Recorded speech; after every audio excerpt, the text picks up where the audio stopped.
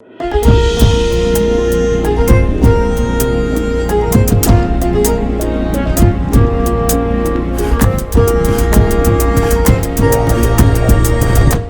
ጤና ይስጥልን የተከበራችሁ የፈታ ዴይሊ ቤተሰቦች፣ የሰዓቱን መረጃ ይዘን ተገኝተናል። እንደተለመደው አንኳር ጉዳዮችን በቅድሚያ በማስተዋወቅ ወደ ዝርዝሩ እናልፋለን። እስራኤልና አሜሪካ ካለፈው ቅዳሜ ጀምሮ ላለፉት 6 ቀናት ኢራንን በሚሳኤሎች፣ ድሮኖችና ጀቶች እየደበደቡ ይገኛሉ። በተመሳሳይ መልኩ ኢራንን በእስራኤል ላይ እንደዚሁም የአሜሪካንን የጦር ሰፈር ያስተናግዳሉ ባለቻቸው የአረብ ሀገራት ላይ ጥቃቷን አጠናክራ ቀጥላለች። በዚህ መሃል ነገሩ ያለ እግረኛ ውጊያ አያዋጣም በሚል በአሜሪካ በኩል አዲስ ዘዴ ተቀይሷል። አዲሱን እቅድ በተመለከተ የምናደርሳችሁ መረጃ ይኖራል። የግብፁ ፕሬዝዳንት አብዱል ፈታህ አልሲሲ ነገሮች አስፈሪ ወደሆኑ እኔ በበኩሌ ጫፍ ላይ ደርሻለሁ ሲሉ አስታውቀዋል። አንድ አደገኛ የተባለለት እርምጃን ለመውሰድ ያሰቡ መሆኑንም አስታውቀዋል። ምን ተፈጠረ? ሊወሰድ የታሰበውስ እርምጃ ምንድን ነው የሚለውን በተመለከተ ጥንቅራችን ላይ ያደርሳችሁ አዘጋጅቶታል። መከላከያ በዛሬው ዕለት ጥብቅ ማስጠንቀቂያ ያዘለ ማሳሰቢያ ለአባላቱ አስተላልፏል። ይሄው ማስጠንቀቂያ ያዘለ መልእክት ወታደራዊ ሚስጥሮችን የተመለከተ ነው።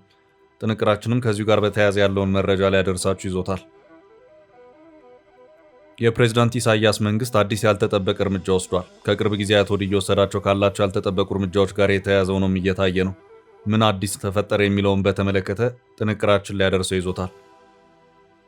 የመካከለኛው ምስራቅ ጦርነት በዓለም ሀገራት ላይ ራሱ የሆነ ተጽዕኖ እያሳደረ ነው። ቀናቶች በተራዘሙ ቁጥር ደግሞ ኢኮኖሚ ጫናው እየገፋ እንደ ኢትዮጵያ ያሉ ሀገራት ላይ ተጨማሪ ወጪ እያስከተለ ስለመሆኑ ዘአፍሪካ ሪፖርት የተሰኘ መረጃ ምንጭ ገልጿል።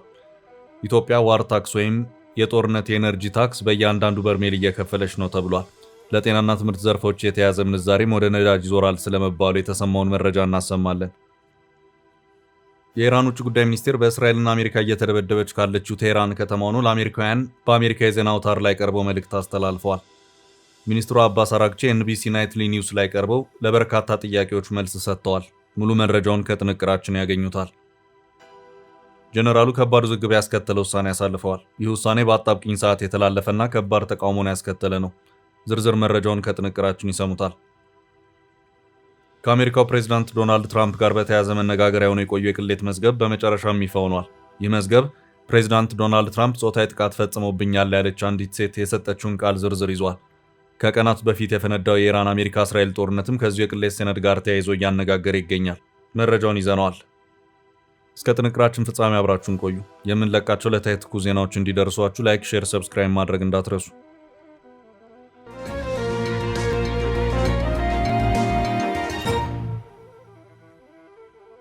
በእግረኛ ውጊያ ሊገቡበት ነው። እስራኤልና አሜሪካ ካለፈው ቅዳሜ ጀምሮ ላለፉት 6 ቀናት ኢራንን በሚሳኤሎች፣ ድሮኖችና ጀቶች እየደበደቡ ይገኛሉ። በተመሳሳይ መልኩ ኢራንን በእስራኤል ላይ እንደዚሁም የአሜሪካንን የጦር ሰፈር ያስተናግዳሉ ባለቻቸው የአረብ ሀገራት ላይ ጥቃቷን አጠናክራ ቀጥላለች።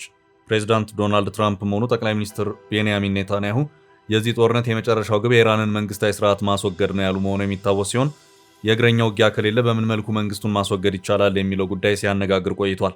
አሜሪካም ሆነች እስራኤል ከኢራን ጋር በእግረኛ የመዋጋት ፍላጎት የሌላቸው ሲሆን ይሁንና የእግረኛ ውጊያን ለማካሄድ አንድ አዲስ ዘዴ እየተቀየሰ መሆኑን ዘገባዎች እያመላከቱ ነው። ውጊያውን ለማካሄድ የታሰበው በኢራን በሚገኙት የኩርድ ዝርያዎች ነው። ኩርዶች በኢራን፣ በኢራቅ እና በቱርክ የሚገኙ ሲሆን በሁሉም ሀገራት ከፍተኛ ጥቃት የሚደርስባቸው ናቸው። በኢራን መንግስትም ከፍተኛ ጭቆና ሲደርስባቸው የቆዩ ሲሆን ፕሬዚዳንት ትራምፕም ኩርዶችን አስታጥቆ ወደ ኢራን የእግረኛ ውጊያ ለማስገባት አስተዳደራቸው ፍላጎት ያለው መሆኑን አስታውቀዋል። የሚወጡት መረጃዎችም የኢራን ኩርዶች ጥሪውን በአዎንታዊነት የተቀበሉት መሆኑን የሚያመለክት ሆኗል። የኢራን መንግስትም አስቀድሞ የኩርድ ይዞታዎችን በድሮን መደብደብ የጀመረ መሆኑን የአልጀዚራ ዘገባ አመላክቷል።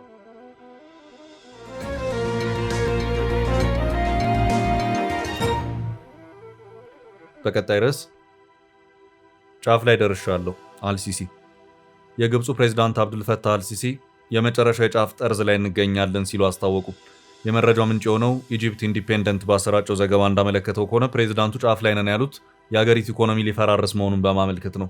ችግሩም የተከሰተው በቅርቡ በድንገት ከፈነዳው የኢራን እስራኤልና አሜሪካ ጦርነት ጋር በተያያዘ ሲሆን የአገሪቱ ገቢ ክፉኛ በማሽቆልቆሉና ለዜጎች የኑሮ ውድነቱ ማልቀመስ እያለ ከመሄዱ ጋር በተያያዘም መንግስታቸው አስቸኳይ ጊዜ አዋጅን ለማወጅ ጫፍ ላይ የደረሰ መሆኑን እንዳመለከቱ ይሄው የዛሬው የኢጂፕት ኢንዲፔንደንት ዘገባ አመልክቷል።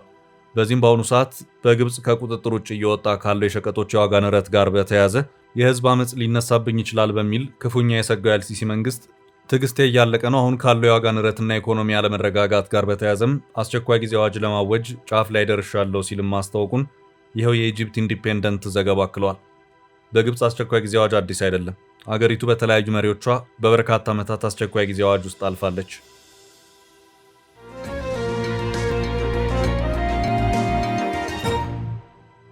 ወደ ቀጣይ መረጃ አለፍን። መከላከያ ያስተላለፈው ጥብቅ ማሳሰቢያ። የፌዴሪ መከላከያ ሰራዊት በዛሬው ዕለት ማለትም የካቲት 27 ቀን 2018 ዓ.ም ለአባላቱ ጠበቅ ያለ መልእክትን ያስተላለፈበት ሁኔታ ታይቷል። መልእክቱም ወታደራዊ ሚስጥራዊ መረጃዎችን ማጋራትን የተመለከተ ሆኖ ታይቷል። ይኸው በመከላከያ ሰራዊት ማህበራዊ ትስስር ገጽ የተጋራው ጥብቅ ማሳሰቢያ ወታደራዊ መረጃዎችን በተለያዩ ማህበራዊ ትስስር ገጾች መለዋወጥን የተመለከተ ነው። መከላከያ በዚህም ማሳሰቢያው በወታደራዊ ስምሪት ስራዎች የደህንነት ክፍተት ያለባቸውን እንደ ፌስቡክ፣ ዋትሳፕ፣ ሲግናል፣ ቴሌግራም ወዘተ የመሳሰሉትን የማህበራዊ ሚዲያ መተግበሪያ ፕላትፎርሞችን በመጠቀም ወታደራዊና ሚስጥራዊ መረጃዎችን ማጋራት ከፍተኛ የደህንነት ጥሰት በማስከተል ለከፍተኛ አደጋ የሚያጋልጥ ነው ሲልም አባላቱን በጥብቅ አስጠንቅቋል። በእነዚህ ፕላትፎርሞች አማካኝነት የሚተላለፉ መረጃዎች መተግበሪያዎቹ በተሰሩባቸው በውጭ ሀገር ኩባንያዎች ሰርቨር ላይ የሚተላለፉ በመሆናቸው በሶስተኛ ወገን ወይም በጠላት ሊጠለፉ የሚችሉበት እድል ከመኖሩም በላይ በምስሎች ውስጥ በሚደበቁ ሜታዳታና በጂፒኤስ አማካኝነት የሰራዊቱን እንቅስቃሴ፣ የጦር ሰፈሮችንና የመሳሪያዎችን አቀማመጥና አሁናዊ መገኛ ቦታ ላልተፈለገ ወገን ወይም ጠላት አሳልፈው ሊሰጡ ይችላሉም ሲል አስታውቋል። ማስጠንቀቂያው አክሎም አንድ ተራ የሚመስል ምስል፣ የጽሑፍ መልእክት፣ ድምፅና ቪዲዮ የእርሶን፣ የቤተሰቡን፣ የጓደኛውን የግል ሚስጥር ባልተፈለገ ቦታ በማውጣት ለአደጋ ሊያጋልጥ የሚችል ከመሆኑም በላይ በወታደራዊና ሚስጥራዊ መረጃዎች ላይ የሚደርስ የደህንነት ጥሰት በቡድን በዩኒትና በተቋም ብሎም በአገር ደህንነት ላይ የሚያደርሰውን አደጋ ተገንዝበው ስልኮም ሆነ ሌሎች የኤሌክትሮኒክስ መሳሪያዎች ሳያውቁት ለጠላት ስለላና ጥቃት ተጋላጭ እንዳይሆን ከፍተኛ ጥንቃቄ ማድረግ ይጠበቅቦታል ሲልም አስጠንቅቋል። ማስጠንቀቂያው አማራጭ መፍትሄ ነው ያለውንም የጠቆመ ሲሆን ወታደራዊና ሚስጥራዊ ነክ የሆኑ ጉዳዮችን ለማዘጋጀት፣ ለመላላክና ለማከማቸት ለዚህ ተግባር በተዘጋጁ ሚስጥራዊ ግንኙነት መሳሪያዎችና አገር በቀል መተግበሪያዎች ብቻ መጠቀም ያስፈልጋል ብሏል። በእነዚህ መተግበሪያዎች የሚተላለፍ መረጃ በተቋምና በአገር ቁጥጥር ስር ባሉ ዝግ ወይም ፕራይቬት ሰርቨሮች ላይ እንዲከማቹና እንዲተላለፉ ስለሚደረጉ ደህንነታቸው አስተማማኝ ነው ሲልም አክሎ አስታውቋል።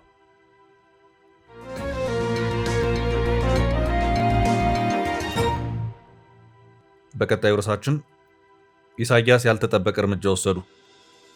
የኤርትራው ፕሬዝዳንት ኢሳያስ አፈወርቂ ተጨማሪ እርምጃዎችን ወሰዱ። የኤርትራ መንግስት ያለምንም ፍርድ ከ20 ዓመታት በላይ ያሰራቸውን ዜጎች በቅርቡ መፍታት የጀመረ ሲሆን ቢቢሲ በዛሬው ዕለት ዘገባው እንዳመለከተው ከሆነ በእምነታቸው ምክንያት ለእስር ተዳርገው የቆዩ በርካታ የወንጌላውያን እምነት ተከታዮች ተለቀዋል። ዘገባው እነዚህ የወንጌላውያን አስተምሮ እምነት ተከታዮች በእስር የቆዩት ከአስመራ በቅርብ ርቀት ላይ በሚገኘውና ማይሰርዋ በተባለ ወታደራዊ እስር ቤት ነው። እንደ ዘገባው ከሆነ እነዚሁ ከበርካታ ዓመታት የእስር ጊዜ በኋላ የተለቀቁት የእምነቱ ተከታዮችና የሃይማኖቱ መምህራን ከ40 የሚልቁ ናቸው። የኤርትራ መንግስት በተለያዩ መንገድ የሚያስራቸውን ዜጎች በፍርድ ቤት ሂደት ውስጥ ተከራክረው ጥፋተኝነታቸው ያልተረጋገጡ ሲሆኑ በዚያው መጠን የሚለቃቸው ራሱ በፈለገው ጊዜ ነው። በዚያው በእስር ቤት እያሉ ሕይወታቸው የሚያልፉን በርካቶች እንደሆኑ ይነገራል። ረዘም ላሉ ዓመታት በእስር እንዲቆዩ የሚደረጉት የፕሬዝዳንት ኢሳያስን አገዛዝ ሲቃወሙ የተገኙ በባለስልጣናቱ የተከለከሉ የሃይማኖት ተቋማትን ለማንቀሳቀስ የሚሞክሩና የተጣለባቸውን ግዴታ ሳይወጡ አገር ጥለው ለመኮብለል ሞክረዋል በሚል የሚወነጀሉ ዜጎች ናቸው። እንደ ዛሬው ቢቢሲ ዘገባ ከሆነ ኤርትራ ውስጥ በመንግስት እውቅና ያላቸው 4 የእምነት ተቋማት ብቻ ናቸው። እነዚህም የሃይማኖት ተቋማት የኦርቶዶክስ ተዋሕዶ ቤተክርስቲያን፣ የካቶሊክ ቤተክርስቲያን፣ ኢቫንጀሊካል ሉተራን ቤተክርስቲያንና የሱኒ እስልምና ሃይማኖት መሆናቸውን ዘገባው አመላክቷል። የኤርትራ መንግስት እውቅና ከሰጣቸው የሃይማኖት ተቋማት ውጭ ያሉት ቡድኖችን የውጭ መንግስታት መጠቀሚያ መሳሪያዎች ናቸው ሲል እንደሚወነጅላቸውም ይሄው የዛሬው የቢቢሲ ዘገባ አክሎ አመልክቷል። የፕሬዝዳንት ኢሳያስ መንግስት ከቅርብ ጊዜያት ወዲህ ለዓመታት በእስር ያቆያቸውን የወንጌላውያን እምነት ተከታዮችን ከእስር ሲለቅ ይህ የመጀመሪያው አይደለም።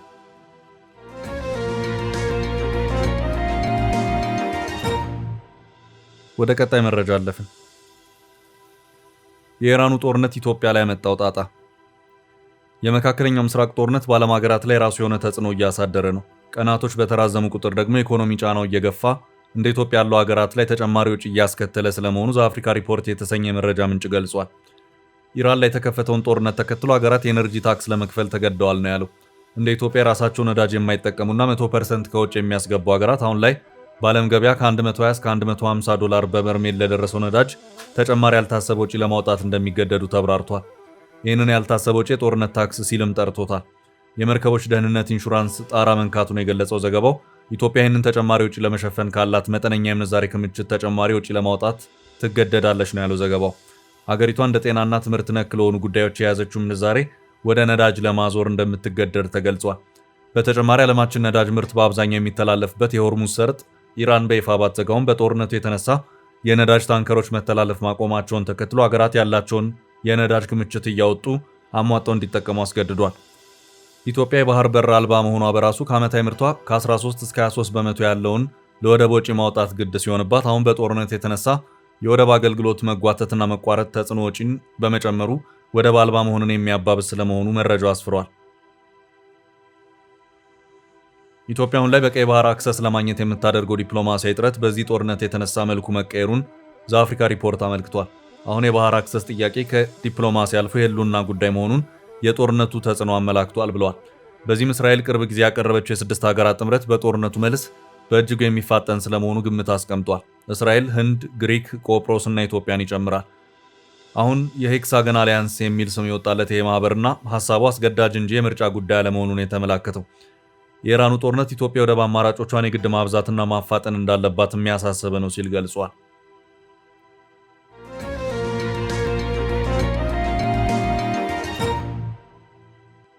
በቀጣይ ርዕስ የኢራን የውጭ ጉዳይ ሚኒስቴር በአሜሪካ ሚዲያ የተኩስ አቁም አልጠየቅንም።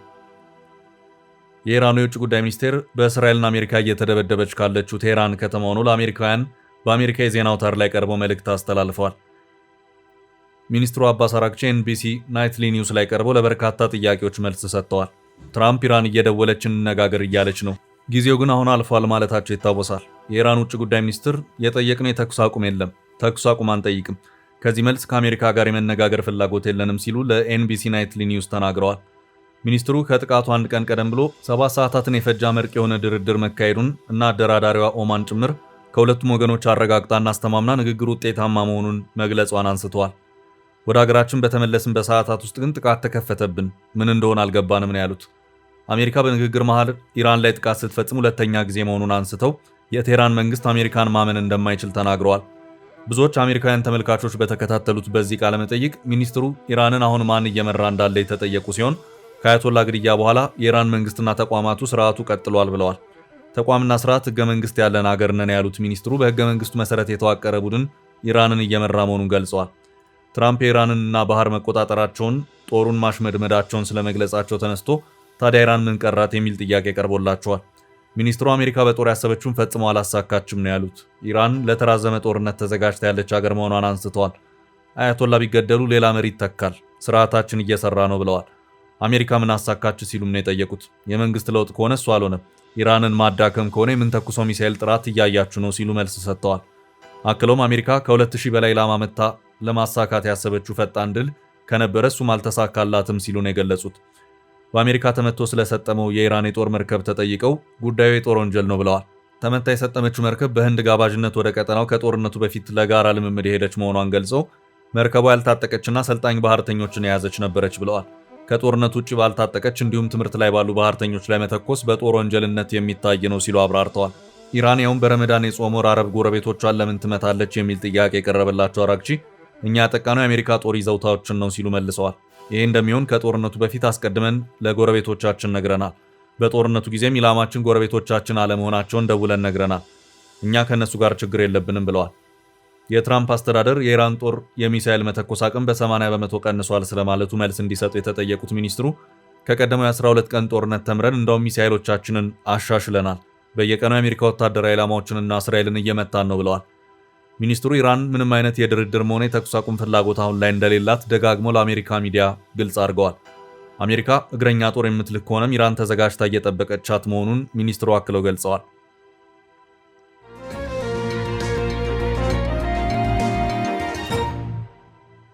በቀጣይ መረጃ ጀነራሉ ከባድ ውዝግብ ያስከተለ ውሳኔ ያሳለፉ። ጀነራሉ ከባድ ውዝግብ ያስከተለ ውሳኔ ያሳልፈዋል። ይህ ውሳኔ በአጣብቂኝ ሰዓት የተላለፈና ከባድ ተቃውሞን ያስከተለ ነው።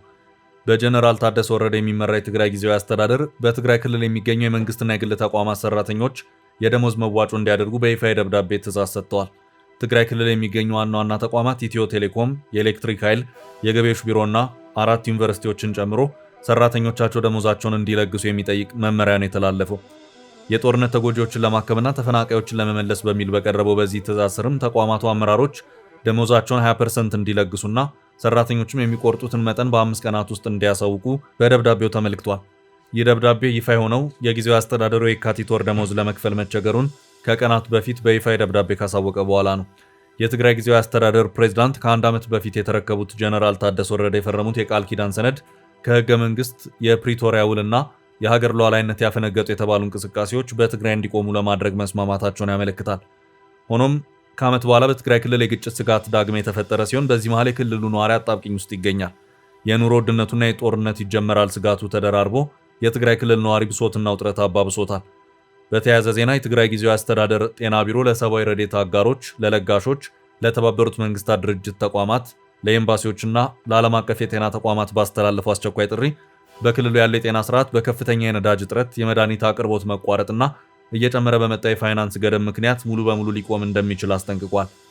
ቢሮው የካቲት 26 ቀን 2018 ዓ.ም ባወጣው አስቸኳይ ጥሪ የህይወት አድን አገልግሎቶች ዳግም መጀመር ካልቻሉ በሚሊዮኖች የሚቆጠሩ ሰላማዊ ሰዎች ሊከላከል በሚቻል በሽታና ሞት ለአደጋ ይጋለጣሉ በማለት በአስቸኳይ ዓለም አቀፍ ጣልቃ ገብነት እንዲኖር አሳስቧል። በሚሊዮን የሚቆጠሩ ሰላማዊ ዜጎች ሊቀለበስ ለሚችል ህመምና ለሞት በሚዳርጉ አደጋዎች እንዳይጠቁ አፋጣኝ ጣልቃ ገብነት ያስፈልጋል ሲል ቢሮው በጥሪው ገልጿል። መግለጫው አክሎ መሰረታዊ የጤና አገልግሎቶችን፣ መድኃኒቶችንና የአስቸኳይ ጊዜ ህክምናዎችን የማቅረብ ግዴታ በዓለም አቀፍ የሰብአዊ መብቶች ማዕቀፍ መሰረት የመንግስታትና የዓለም አቀፉ ማህበረሰብ ዋነኛ ኃላፊነት መሆኑን አሳስቧል። የጤና አገልግሎት አሰጣጥ በምንም አይነት ሁኔታ ወደ ፖለቲካዊ አጀንዳነት ሊቀየር ወይም ሰላማዊ ዜጎች ህይወት አድን የህክምና እርዳታ እንዳያገኙ በሚያግዱ ገደቦች ሊሰናከል እንደማይገባው ድርጅቱ በአጽንኦት ገልጿል።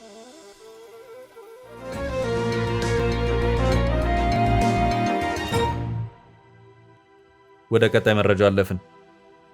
ከኢራን ጦርነት ጋር የተያዘው ትራምፕ የተጠቀሱበት የቅሌት መዝገብ። ከአሜሪካው ፕሬዝዳንት ዶናልድ ትራምፕ ጋር በተያዘ መነጋገሪያ ሆኖ የቆየው የቅሌት መዝገብ በመጨረሻም ይፋ ሆኗል። ከቀናት በፊት የፈነዳ የኢራን አሜሪካ እስራኤል ጦርነትም ከዚሁ የቅሌት ሰነድ ጋር ተያይዞ እያነጋገረ ይገኛል። በቅርቡ በኢራን ላይ የተከፈተው መጠነ ሰፊ ጥቃት ተራ ወታደራዊ እርምጃ ብቻ ሳይሆን በዓለም አቀፍ ደረጃ ከፍተኛ ውዝግብ ቀስቅሶ የነበረውን የጄፍሪ ኤፕስቲን ፋይልን ለማድበስበስ የታለመ የትኩረት አቅጣጫ ማስቀየሪያ ነው የሚሉ ጥርጣሬዎች እየበረቱ መምጣታቸውን አልጀዚራ በዘገባው አመልክቷል። የአሜሪካው የሪፐብሊካን ኮንግረስ አባል ቶማስ ማሳሲ ይህንኑ ስጋት ሲገልጹ በሌላኛው የዓለም ክፍል ያለችን ሀገር በቦምብ ማፈንዳት የኤፕስቲን ፋይሎችን አያጠፋቸውም በማለት የጦርነት ውሳኔውን በጽኑ ተችተዋል። እንደ ተንታኞች ገለጻ ጦርነቱ ከመጀመሩ በፊት የዓለም መገናኛ ብዙሃን በኤፕስቲን የወሲብ ወንጀል ዙሪያ በሚወጡ አዳዲስ መረጃዎች ተጥለቅልቆ ነበር። ጦርነቱ እንደተጀመረ ግን በአንድ ጀንበር ጸጥ ብሏል። የዚህ ጥርጣሬ መነሻው በኤፕስቲን ፋይሎች ውስጥ ስማቸው የተነሳው ግለሰቦች ማንነትና ተጽዕኖ ነው ያለው ዘገባው ከብሪታንያው ሉል አንድሩ ጀምሮ እስከ ቀድሞ የአሜሪካ ፕሬዝዳንት ቢል ክሊንተን ድረስ ያሉ ታዋቂ ሰዎች በዝግ በር ምስክርነት እየሰጡ ባለበት ወቅት ይህ ጦርነት መፈንዳቱ የህዝብን ዓይንና ጆሮ ወደ መካከለኛው ምስራቅ እንዲዞር ማድረጉን ገልጿል። በተለይም የአሜሪካ የንግድ ሚኒስትር ሃዋርድ ሉትኒክ እና የቀድሞ የውጭ ጉዳይ ሚኒስትር ሂላሪ ክሊንተን በጉዳዩ ዙሪያ ለምርመራ ኮሚቴው ቀርበው ቃላቸውን በሰጡበት ሳምንት ጦርነቱ መጀመሩ ለፖለቲካዊ ትርፍ የታለመ ነው የሚለውን መላምት አጠናክሮታል ሲል አልጀዚራ በዘገባው ገልጿል። በትናንትናው ዕለትም ይፋ የሆነው መረጃ ዳግም ጉዳዩን መነጋገር ያድርጎታል። የአሜሪካ የፍትህ ሚኒስቴር ከሟች ወንጀለኛ ጄፍሪ ኤፕስቲን ጋር በተያያዘ ተጨማሪ ኤፍቢአይ ሰነዶችን ይፋ አድርጓል። እነዚህ ሰነዶች ፕሬዚዳንት ዶናልድ ትራምፕ በታዳጊነታቸው ወቅት ጾታዊ ጥቃት ፈጽሞብኛል ያለች አንዲት ማንነቷ ያልተጠቀሰ ሴት የሰጠችውን ቃል ዝርዝር ይዘዋል። ግለሰቧ ጥቃቱ የደረሰባት ዕድሜዋ በ13 እና 15 ዓመት መካከል እያለ እንደሆነ ገልጻለች። ኤፕስቲን ወደ ኒውዮርክ ወይም ኒው ጀርሲ ወስዶ ከትራምፕ ጋር እንዳስተዋወቃትና ትራምፕም የጾታ ግንኙነት እንዲፈጽሙ ለማስገደድ ሲሞክሩ እንደነከሰቻቸው ለመርማሪዎች ተናግራለች። ዝም እንድትል ለዓመታት በእሷና በቅርብ ዘመዶቿ ላይ ከኤፕስቲን ጋር የተያዙ ናቸው ተብሎ የሚታመኑ የማስፈራሪያ ጥሪዎች ይደርሷት እንደነበር ገልጻለች። ሰነዶቹ ከዚህ ቀደም ይፋ ያልተደረጉት በስህተት ተደራቢ ተብለው በመመደባቸው እንደሆነ ሚኒስትሩ ገልጿል። የዋይት ሀውስ የፕሬስ ጸሐፊ ካሮሊን ሌቪት ክሱን መሰረተ ቢስና ምንም አይነት ተአማኒ ማስረጃ የሌለው በማለት አጣጥሎታል። ትራምፕም ቢሆኑ ከኤፕስቲን ጋር በተያያዘ የቀረቡባቸውን ክሶች በሙሉ ሲያስተባብሉ ቆይተዋል። ውድ ቤተሰቦቻችን ለዛሬ ያዝንላችሁን ርዕሰ ጉዳዮች እዚህ ላይ ቋጨን። ላይክ፣ ሼር እና ኮሜንት በማድረግ ለቻናላችን ድጋፋችሁን መግለጽ እንዳትዘነጉ እያልን ከሌሎች መረጃዎች ጋር ደግመን እስክንገናኝ ቸር ያሰማን ስንል ተሰናበትን።